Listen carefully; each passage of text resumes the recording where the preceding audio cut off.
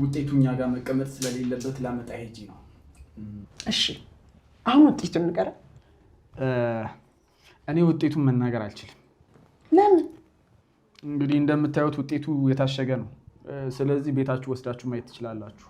ዶክተር አንተ ብትነግረን ችግር አለው? ያው የእናንተ ፈቃደኝነት ነው እንጂ እኔማ መቻል እችላለሁ። ታዲያ እንደሱ ከሆነ ክፈተውና ንገረና። እናንተ ፈቃደኛ ከሆናችሁ ይቻላል። ሀና አንቺ ፈቃደኛ ነሽ አይደል? እሷ ደግሞ ምን ያገባታል? ወይዘሮ ሚላት ይሄ ውጤት እኮ የእሷም ነው። ስለዚህ ፈቃደኝነቱ ያስፈልጋል። ችግር የለውም ዶክተር፣ ልትነግረን ትችላለህ። እሺ ካላችሁ እንግዲህ ይሁን።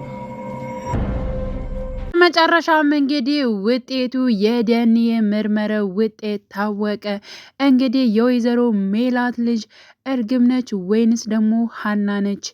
ዶክተሩ እንግዲህ እና ወይዘሮ ባዩሽ እንዳሰቡት የምርመራውን ውጤት ቀይረውታል ወይስ አልቀየሩትም የሚለውን ዛሬ በጉጉት በክፍል እንግዲህ 50 ላይ ዛሬ 9 ሰዓት ይለቀቃል። ሁላችንም በጉጉት እንጠብቃለን። እጅግ በጣም እንደጓጓን ደግሞ በመጨረሻ ፓርት አድርገውት በቀጣይ በክፍል 51 ግን ጠብቁ እንዳይሉን እንግዲህ የሁላችን ምኞት ነው ማለት ነው። አሁን ላይ እንግዲህ ያው እኛ ልክፈተው ወይንስ ደግሞ ቤታችሁ ወስዳችሁ መክፈት ትችላላችሁ? የእናንተን ፈቃደኝነት ይጠይቃል። እንዲሁም ሀና ደግሞ ፈቃደኛ ከሆነች በማለት እንግዲህ ዶክተሩ ጠይቆ ነበር። ሀናም አረ ችግር የለውም ፈቃደኛ ነኝ በማለት እንግዲህ እንትን ብላለች። ወይዘሮ ሜላት ደግሞ እሷ ደግሞ ከዚህ ምን ፍቃጅና አትፈቃጅ የሚለውን ነገር ምን አመጣው በማለትም ዶክተሩን ጠይቀው ነበር።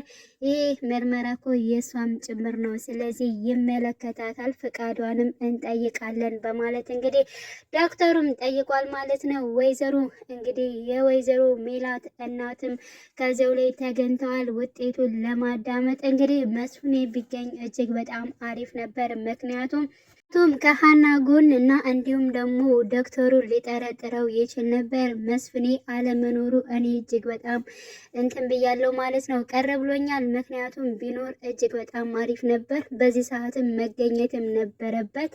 ምክንያቱም እንግዲህ ሀና ልጅ በሆነች በማለት አሳይተህ አትንሳኝ ብሎ ጸሎት እንኳን ሲያደርግ ነበር። በዚህ ሰዓት እንግዲህ ያው እርግብ ነች ልጅ ወይንስ ደግሞ ሀና ነች የሚለውን ነገር አብሮ ተገንቶ እሱም ቢያቅ እጅግ በጣም አሪፍ ነበረ። ግን ደግሞ መስፍኔ የለም። እንግዲህ ወይዘሮ ባዩሽ ግን ትናንትና እንዳየናት እጅግ በጣም ስትደሰትና ስትስቅ ነበረ። እርግብንም እንዳትፈሪ እያለች ስታበረታት ነበር። ያ ማለት እንግዲህ የሕክምናውን ውጤት ሙሉ በሙሉ እንደቀየረችው እንግዲህ ማሳያ ይሆናል። ሀና ከዛ በኋላ ምን ይደርስባታል የሚለው ነገር እጅግ በጣም ደግሞ የሚያሳዝን ነገሮች ይኖራሉ ማለት ነው። ምክንያቱም አሁን ላይ ሁሉም ነገር የተነሳባት ከሀና ላይ ነው። ስለ አባቷ ሕክምና እንዲሁም ደግሞ ውጤቷ ያለው ነገር በተለይ በአሁኑ ሰዓት ውጤቱ የእርግብ ሆኖ ከተገኘ ወይዘሮ ሜላት ለሀና ያላት አስተሳሰብ እጅግ በጣም የዘገጠ ይሆናል ማለት ነው። ምክንያቱም በጣም ውሸታምና አጭበርባሪ አደርጋ ስለምታስባት ማለት ነው።